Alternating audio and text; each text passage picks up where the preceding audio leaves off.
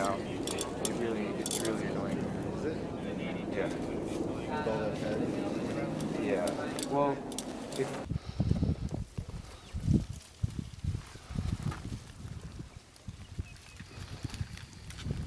Dope partner.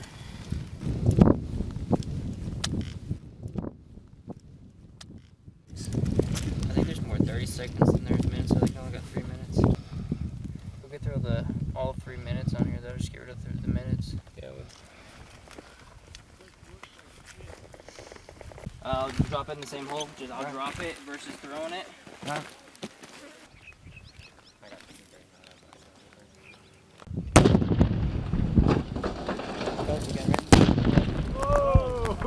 Secondary?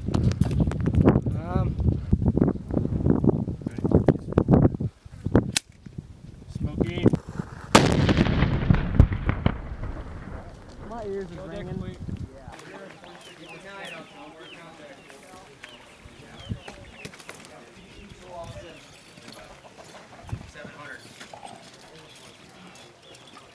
Building 39. Yeah. So you saw Stronghold? When I looked up and...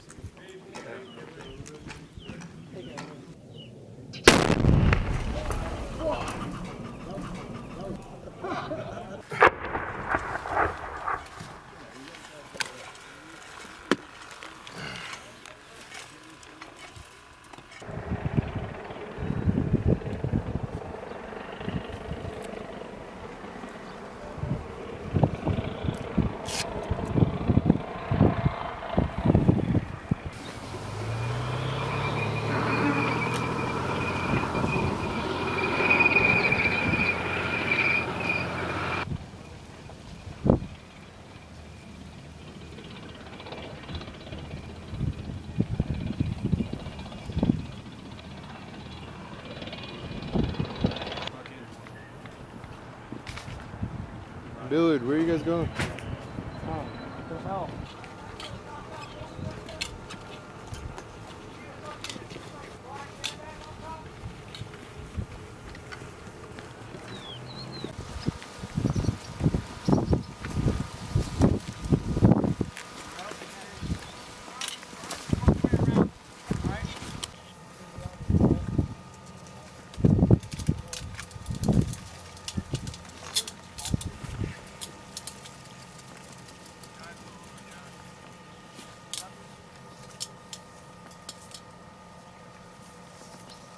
Doesn't offer much for overhead protection. Get ready to.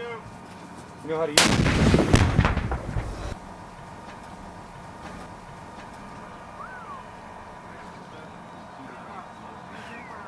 it? Ready? Pop. Smoke! Smoke, dude! Hey, control deck coming up. 30 seconds! Might be 45 seconds.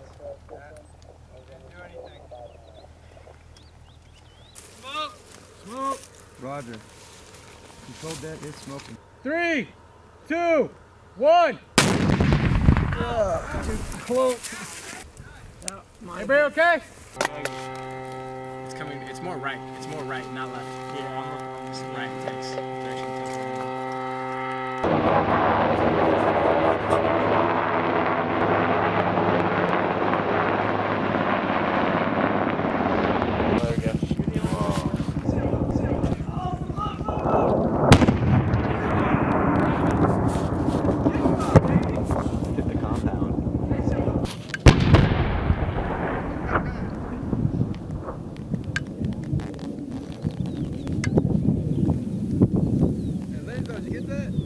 I think so.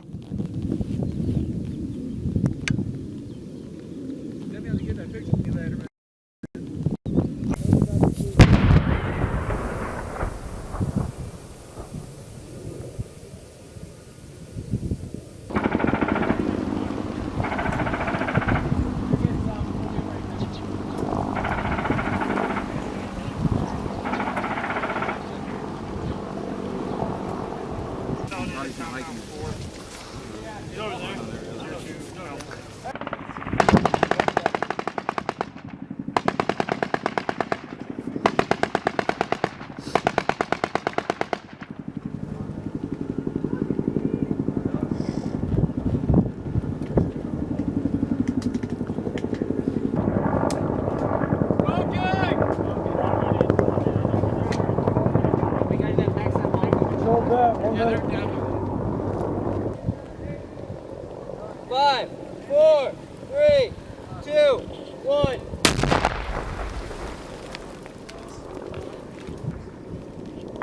Breach clear. It's a hole.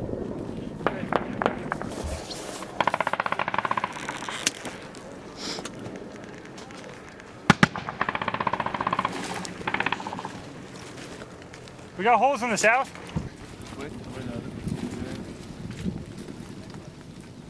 Hey, Sergeant Jackson. Is that us?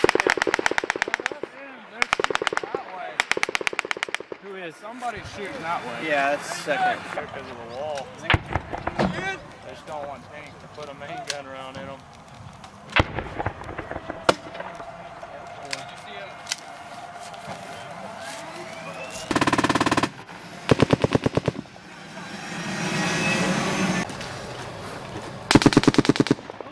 Was that you? No.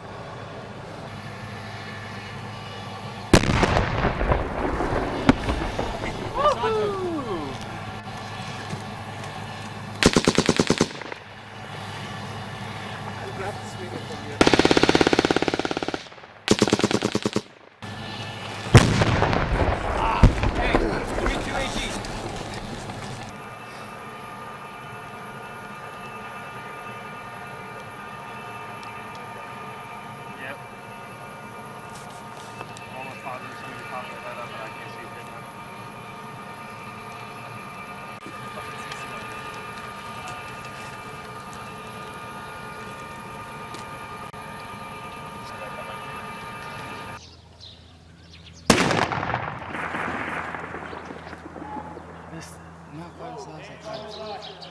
He's egressing out.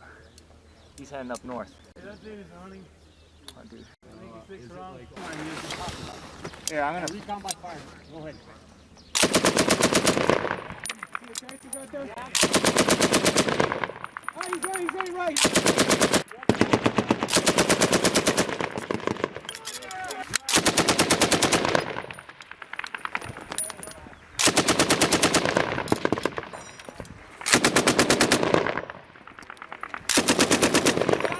He's in the compound right now. Hey, we have effects on, there's nobody there. He ran into the compound. He's not down. Hey, who needs it? Unit. You want some more? Yeah, sure. All right, you're all leaving. Okay, never mind. There's a lot. It's a lot of people. Power box over there. Just across from it. I got. Gets me covered a little Nothing. bit further left. Yeah. Okay, pan left on that wall. It's on the high side there. Just below that.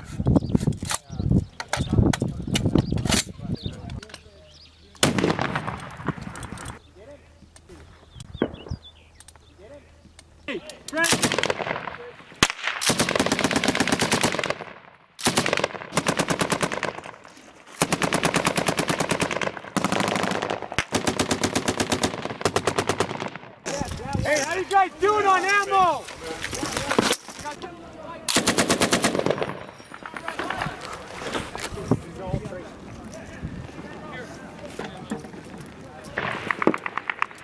No.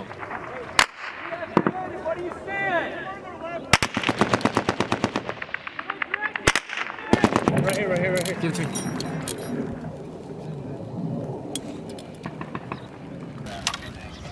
Yeah, just follow trace.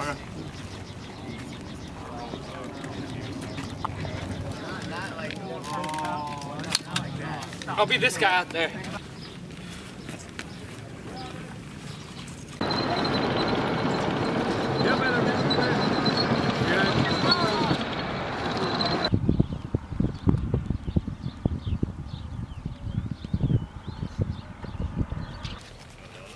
Hey, there's a big hole up here.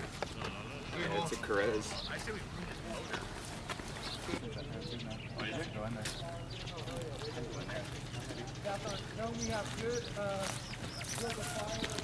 He knows what's going on. Yeah. I looked inside. I didn't go in. Alright, so it's still. That means somebody was here. 2, 1, 0. That's another task that we gotta do.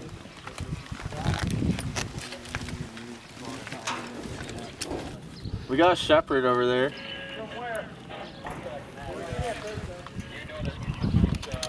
You know we have map right there too, right? Yeah.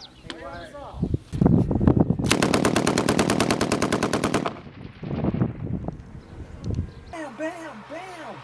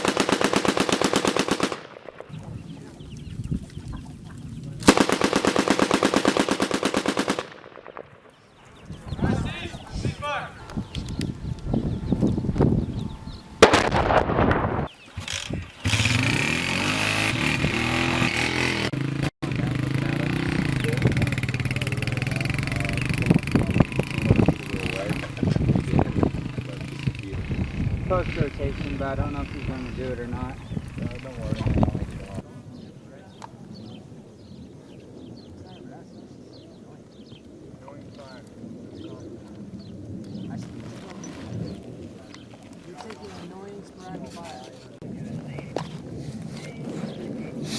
Where are they looking at us, dude? Those guys are watching.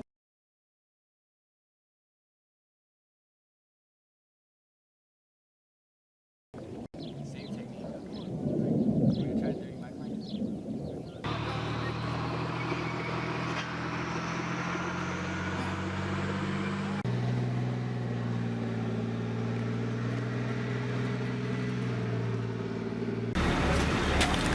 Hey, Rick, you been counting them?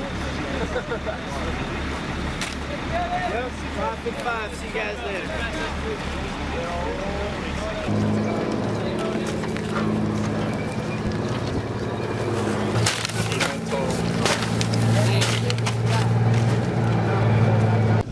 Hey, what's the distance? To the compound? Yeah. Probably 400. Get some 203s there.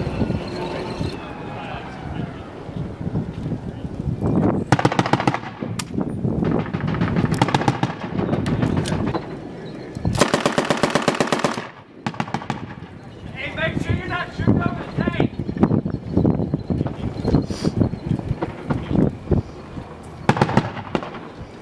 Probably seen the impacts. Matt's shooting right now. How you going?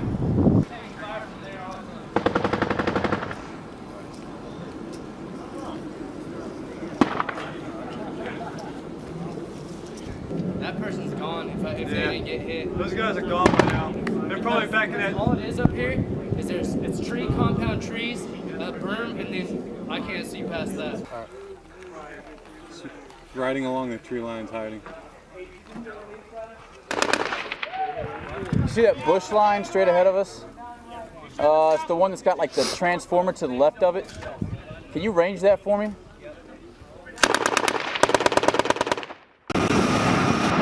Describe the overall operation that the Marines just completed. Okay, basically, our main task was to disrupt, really. So we helicopter inserted into Kashmesh Khan, which is a part of Zamindawar, the town of Zamindawar, which is in Kajaki district. A lot of their logistics as well as their leadership are held here. So us coming in here, along with our sister companies off to our west, basically disrupts them. So they're not focused on interfering with the Afghan National Army or anything as far as the Afghan government. They're focused on fighting us and dealing with us. So it kind of takes the pressure off the Afghans, so to speak. So it allows them some breathing room and allows them to get further established as they continue to build their police force and their army and all their logistics, and just basically lets them get a little space. So, how much work is involved in planning an operation of this size. So, an incredible amount. An incredible amount. Coordinating among outside agencies with the battalion is probably the biggest issue. As far as the logistics for this operation, it's absurd how you have all the tanks to worry about. You have just food and water for the Marines, especially the heat's been in excess of 120 some days, so the amount of water we consume is crazy. Ammunition, we have been going through a lot of it, and mainly the special stuff. It's not just bullets for our weapons, it's demolition, some ammunition for the tanks. That obviously all needs to be trucked in. Helicopter resupply, it's dangerous in certain helicopters here, so it's you gotta do a lot of forward planning as far as logistics and realistically how you can get logistics to us depending on where we're at. So I know this was in the planning for a long time, especially on the higher levels. So it's just an incredible amount, especially to coordinate it and bring all these units together at one time and actually pull this off. how successful was this operation so? I'd say it's been incredibly successful. We've definitely eliminated some of their key players, high value individuals, as we like to call them, HVIs. I think it's, from the ground perspective, I think we've definitely accomplished the task of disruption. And I think I know they've been holding a lot of meetings. We've seen some guys over some aircraft footage. They've been holding numerous meetings trying to figure out what to do with the Americans. So I'd say overall, we're definitely successful here. What were some of the conditions in the terrain, weather, things like that the Marines had to overcome during this operation? Terrain here, it's really not too bad. It's pretty flat compared to what we've been dealing with when we were up in northern Musakela. But the heat is something that's new to us. It's been warm. I'd say it was about 90 degrees. We operated our last mission, but now I think we started off the first couple of days we're about 95, and now it's got in excess of like 120 sometimes. I think that's one of the biggest things that they've had to deal with. Aside from that, it's the engagements. The enemy likes to shoot us from defilade. They like to hide shooting through little holes in walls or in excess of 800 meters. In the long run, in the big scheme of things, where do you think this operation will hold up in the story of the war in Afghanistan? So, I think, I think it'll go down in history per se. It definitely it's one of the largest. It's one of the final largest operations that is actually U.S. led, and the whole point of this is part of Op Jaws, and the whole point of it is to set up our retrograde from Afghanistan. And I think it's been ridiculously successful in that. It definitely has. Like I said, we've disrupted them enough, and I think their focus is really dealing with us and not so much on the Afghans. It allows the Afghans to, get their feet underneath them, reinforce their defenses, figure out their strategies, and so by the time we get out of here, I think they'll definitely be ready for us to leave and take over. So I think this op it's one of the last offenses, and I think it definitely has been an offensive, and we've definitely disrupted them and accomplished our task. I think it'll be well known in history. I think anybody that was in Afghanistan during this time period, you're going to know about Op Jaws, you're going to know about what went on in Zamindawar. So. What would you want the Marines with G5 Golf Company to take out of this experience? So? But I think the biggest thing they got to take away is setting up the Afghans, the Afghan army, Afghan police for us to get out of here. And I think you definitely can realize how that has an effect on it. I think if they take out the fact that we actually are helping the Afghans and easing their transition as we leave, I think that's what they should get the biggest thing out of it. Aside from that, it's just personal accomplishment. I mean, we did accomplish a hell of a lot, a lot of coordinated, complicated things that a rifle company does not get an opportunity to do very often, or a rifle platoon for that matter. And I think we've definitely overcome challenges. We've learned how to work with each other better. I think everybody's honed their skills, and I think that's overall, they know what they're capable of, and they're a bunch of tough dudes. So. If you can, just in your own words, describe this last operation that the Marines has participated in. The last operation that we just participated in, basically we needed to come into an area where they haven't had a lot of military influence. There's not a lot of ANA or AMP influence in this area, especially not a lot of Marine influence. They've had some missions that they had done here with some of the task force teams. So what they needed is a strong appearance for us to come through here and clear out this area. So we came through with the intent to clear the area. It lasted roughly around 15 days, basically clearing sectors or sections at a time. We pushed through certain areas, holding up in certain positions for a little while, obviously trying to throw a little deception in there so the enemy could never pick up our TTPs or figure out our plans. All in all, I think it was a good improvement, and I believe now they're going to try and keep a positive influence out here with some type of military organization, whether it be a task force team or another infantry unit. Overall, would you consider this operation a success? Oh, definitely. Not as many fighters as I thought. Maybe that's because we threw them off. I think we scared them a little bit, but I believe all in all it was a success. In the broad picture of the war in Afghanistan, where do you think this operation Jaws will go down in the history books? I wouldn't say it's one of the top ones, but it's pretty high up there. You know, like I said, there hasn't been a strong military force in this area. They've been some 1 or 2 day ops, maybe 3 or 4 days, nothing this long, and this was believed to be one of the very strongholds. So I mean, if this was one of the strongholds and we came through and cleared the way we did, that's a success in our book, whether it goes in the history books or not. It's a success in our book, and we definitely took a lot of enemy fighting positions and fighters off the battlefield, and I believe people will talk about it, maybe not as big as some of the other ones, but it definitely made an impact. What were the conditions like? What was the operation like? It was a little different at first. It was hard to know what to expect. You get intel briefs on this is the way it's going to be, this is the way it's going to be, and again, those are just intel briefs. Nothing's ever positive, and that's why they always say never fall in love with your plan, because it's going to change, and it kind of did. And I think the Marines adapted very well to that situation. When we first got here, it was really dark and kind of flowed right into the area,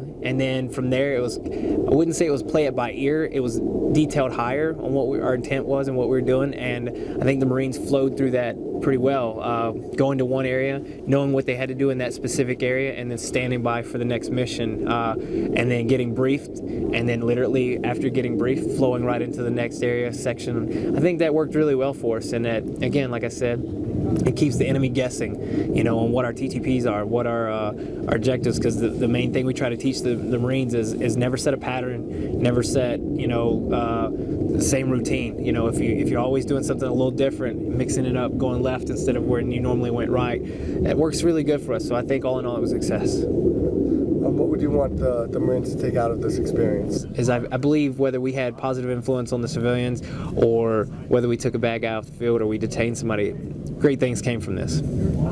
As a platoon sergeant, what are you most proud of about your Marines? Your camaraderie. 9 times out of 10 when you have a unit that's been out on a 3, 4, 5, 6, 12-day op, after a little while you start getting at each other's throats. It didn't happen. All my guys stuck together. We had Marines get sick. We had a couple get hurt, and the first thing we did was start taking care of our brothers. And that's one thing that you could say is really great about our platoon is we stick together. No fighting, no bickering, no arguing, picking up the slack where the other ones may drop a little bit here and there. And I think that's the best thing that a platoon sergeant could ever want from his platoon is no matter what friction point you're at, somebody's going to be there to assist and help each other instead of bickering, arguing, making the situation 10 times worse. Is there anything else you'd like to add? I just couldn't be more proud of my boy.